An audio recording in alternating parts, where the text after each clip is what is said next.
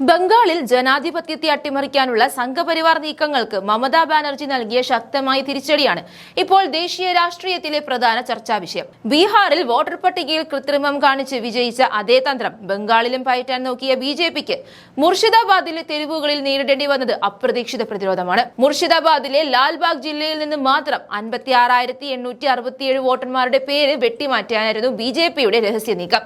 മുസ്ലിം വോട്ടർമാർക്ക് വലിയ സ്വാധീനമുള്ള ഈ മേഖല തൃണമൂൽ കോൺഗ്രസിന്റെ ഉറച്ച കോട്ടയായാണ് അറിയപ്പെടുന്നത്.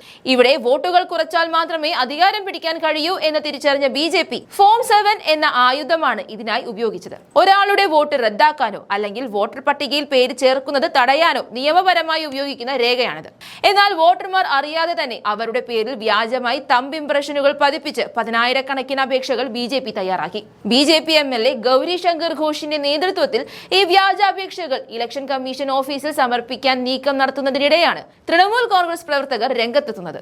TMC നേതാക്കളായ ഷൌനി സിംഗ റോയും സഞ്ജു സർക്കാരും പ്രവർത്തകരോടൊപ്പം ഈ നീക്കം തടയുകയും ബിജെപി സംഘത്തിന്റെ കയ്യിൽ നിന്നും അപേക്ഷാ കെട്ടുകൾ ഫലമായി പിടിച്ചെടുക്കുകയും ചെയ്തു. തുടർന്ന് ഈ വ്യാജരേഖകളെല്ലാം തെരുവിൽ പരസ്യമായി തീയിട്ട് നശിപ്പിച്ചു. ഇലക്ഷൻ കമ്മീഷനിൽ പരാതി നൽകി കാത്തിരുന്നാൽ വോട്ടുകൾ റദ്ദാക്കപ്പെടുമെന്നും പിന്നീട് കോടതിയിൽ പോയാൽ പോലും തിരഞ്ഞെടുപ്പ് കഴിഞ്ഞ് നീതി ലഭിക്കൂ എന്നും തിരിച്ചറിഞ്ഞാണ് ഇത്തരം ഒരു നേരിട്ടുള്ള ഇടപെടലിന് തൃണമൂൽ തയ്യാറായത്. ബീഹാറിലെ തിരഞ്ഞെടുപ്പ് കാലത്ത് സമാനമായ രീതിയിൽ വൻ അട്ടിമറി നടന്നതായി റിപ്പോർട്ടുകൾ ഉണ്ടായിരുന്നു. സീമാഞ്ചൽ മേഖലയിൽ മാത്രം ലക്ഷക്കണക്കിന് മുസ്ലിം വോട്ടുകളാണ് അന്ന് റദ്ദാക്കപ്പെട്ടത്. രാഹുൽ ഗാന്ധി കർണാടകത്തിൽ ഇത്തരത്തിലുള്ള വോട്ട് വെട്ടിമാറ്റൽ പ്രക്രിയ സോഫ്റ്റ്വെയർ ഉപയോഗിച്ച് നടത്തുന്നതിനെതിരെ കൃത്യമായ തെളിവുകൾ പുറത്തുവിട്ടിരുന്നു. എന്നാൽ കേവലം പത്രസമ്മേളനങ്ങളിലോ പ്രസ്താവനകളിലോ ഈ പോരാട്ടം ഒതുങ്ങുമ്പോൾ ബിജെപി തങ്ങളുടെ അജണ്ടയുമായി മുന്നോട്ട് പോവുകയാണ് ചെയ്യുന്നത്. ഇവിടെയാണ് മമതാ ബാനർജിയുടെ രീതി വ്യത്യസ്തമാകുന്നത്. സംഘപരിവാറിന് മനസ്സിലാകുന്ന ഭാഷയിൽ തന്നെ മറുപടി നൽകണമെന്ന ദീദിയുടെ പ്രഖ്യാപനം മുർഷിദാബാദിൽ നടപ്പിലാക്കപ്പെട്ടു.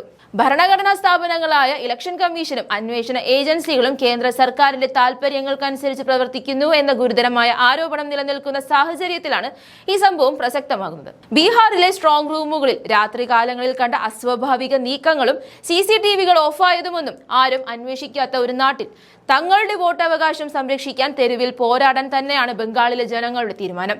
വോട്ട് വെട്ടിമാറ്റാനുള്ള 56,000-ലധികം വരുന്ന വ്യാജരേഖകൾ കത്തിച്ചതിലൂടെ ബിജെപിയുടെ ഒരു വലിയ തിരഞ്ഞെടുപ്പ് അട്ടിമറി നീക്കമാണ് ഇപ്പോൾ ബംഗാളിൽ പരാജയപ്പെട്ടിരിക്കുന്നത്. സംഭവത്തിന്റെ ദൃശ്യങ്ങൾ കൂടി ചേർക്കുന്നു.